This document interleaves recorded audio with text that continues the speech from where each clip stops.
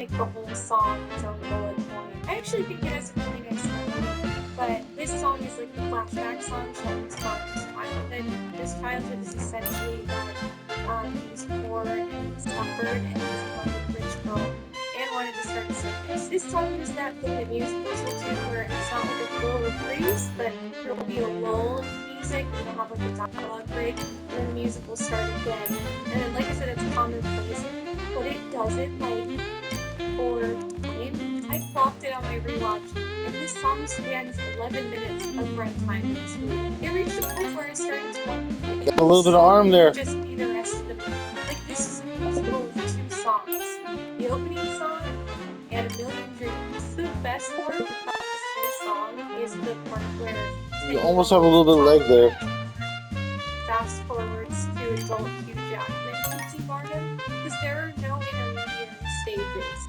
You just have young child and adult man Hugh Jackman. So there's a scene where P.T. Barnum's love has graduated school because they've just reached adulthood, and P.T. Barnum goes up to her house and It's not right. marriage. This is the right one. And it's Hugh Jackman, like he rings the doorbell, and it's like 50-year-old Hugh Jackman, like, hello sir, I'm just a humble 25-year-old shoe shiner, here to ask for your daughter's hand. I looked up and he's only 9 years young. You got a little leg there. So he and his love run away to the city to pursue their dreams, and now the song, It's Still a Million, it picks up and they start doing this beautiful choreography with like lips and jumps and high kicks. And I guess Hugh Jackman and Michelle Williams either couldn't do the choreography or didn't have time to learn it, because suddenly You got a little bit of shoulder there.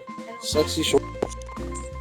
hanging sheets on the clothesline. You're seeing every part of these characters except their faces dancing this beautiful choreography. I mean, that day was in this, and they make her do most of the trapeze stuff. I was really mad. Number 4, the Freaks. First of all, I feel mean referring to the ensemble as the Freaks, but P.T. Barnum did it, and really simply were great guys. The Freaks were treated very strangely by the smoke. Let's look at the bearded lady first. P.T. Barnum is directed toward her by some random man on the street that's like, I don't know where you find a freak. He goes inside like a factory, a textile factory. Maybe it's a laundry. But my point is that You got arm. The sexy arm. and P.T. Barnum finds the bearded lady this very loud, very beautiful singing. Like it's a musical, but also in the world of the movie, the bearded lady is a beautiful singer, like in real life. And she just across the ribs at work constantly, I guess. So Barnum finds her and you can only see her eyes over this pink sea of laundry. It's like, don't. But her eyes, which you can see, have these wonderfully applied false eyelashes. Like, well, she still made an affirmation this morning. He moves the sheet and she's got full beard, just the biggest beard ever. You're kind of like, well, gosh, if she hates the beard so much, trimming. You got some face. Are very real options. Like, no shame that you're a bearded lady. And if you're gonna own it, then own it. But if it's seriously, You could just shave the beard. upset and your alternative is to hide your face behind a sheet all the time, then you could just shave your beard. I understand that it's for being stubble, but it's a world of difference from having like an 8-inch long beard. And then we have General Tom Thumb. It wouldn't have to be stubble. You could shave the whole thing. If you join my freak show circus, no one's gonna point and laugh at you.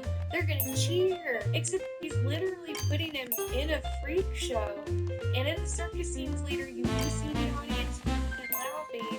But like Tom Thumb's okay with it, so this is fine. They have 2 Asian men there, and they don't get dialogue or FaceTime. And I guess they're supposed to be the Siamese twins. They are not twins. They don't really look like each other. I think like one is Japanese and one is Indian. And at the same time, like they're conjoined, like they're always standing next to each other, but just kind of shoulder to shoulder. To be honest, they only ever look like 2 unrelated Asians standing close to each other. I know the conjoined twin demographic is extremely small, but I would imagine that Siamese twins is considered like a derogatory term for conjoined twins these days. He's kind of racially insensitive. It's just like the elephant in the room is that the movie really wanted to include the Siamese twins, but they were able to include the Siamese that confusing? There is an element in CGI in this more. Give some background freaks. The world's heaviest man, tall Irish man. This is boring. Dreadlocks. And then you have Zendaya and her brother, and she's just like a hot lady that does trapeze. Every other featured character who's in the circus is Brie. And then you just have Zendaya, and she's like other because she's black, and you know it's like the olden days. But it is kind of uncomfortable to see her lumped in with people with actual medical deformities when she's just a beautiful black woman. I also really like how Zendaya and her brother show up to apply for a job, and they're like, no one's gonna want to put us on stage. We do trapeze. And you're like, first of all, you're not really selling yourself very well at this job interview. But secondly, how can you just casually pick up the trapeze? How can you be like an amateur trapeze? Or you can't really like practice at home. I think everyone that does the trapeze learned it at the circus that they worked at. The princess was a good point. Love themselves, but there's really anything to it. It's just a pointing situation. They have like 3 different musical numbers that start with "I'm Afraid of Christine" and end with "I Love Myself," and you don't really see what's changed their mind other than the fact that they're singing a song and dancing. Which do they know? And they'll just arbitrarily move back and forth between these 2 extremes, just depending upon really inspired. So you never see them like coming together as a unit or honing their skills, seeing for the circus and everything. Because all of the actual circus shows are metaphorically in the meta narrative by the musical Okay, well, we gotta use. That's not What am I doing?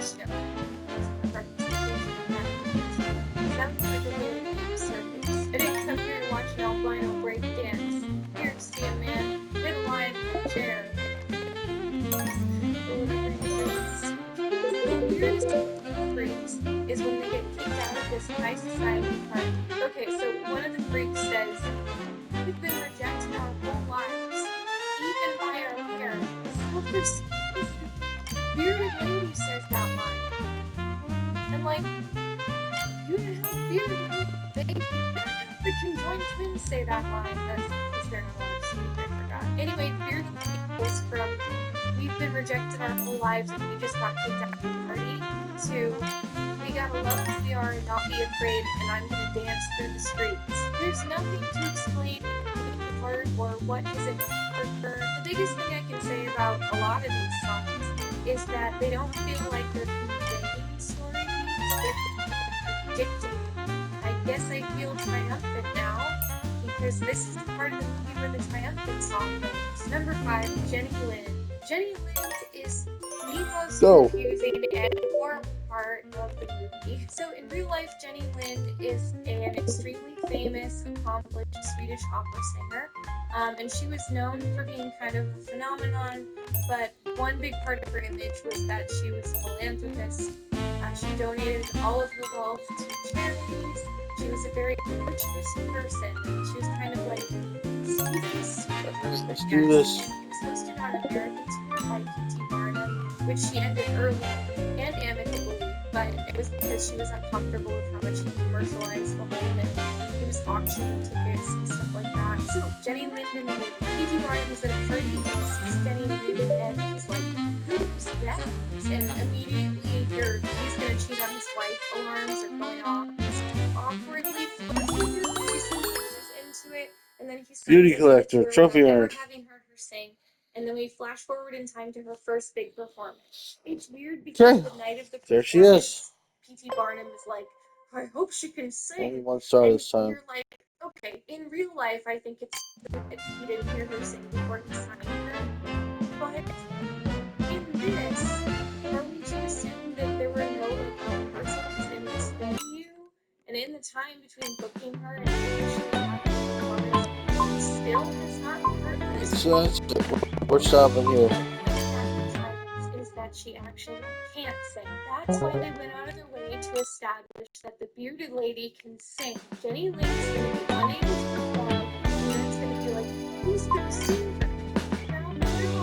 And then the bearded lady's just going to sing go. That's all. So that's all. Please like, subscribe, bell, leave a comment. Love you guys. Bye bye. Save recent gameplay full.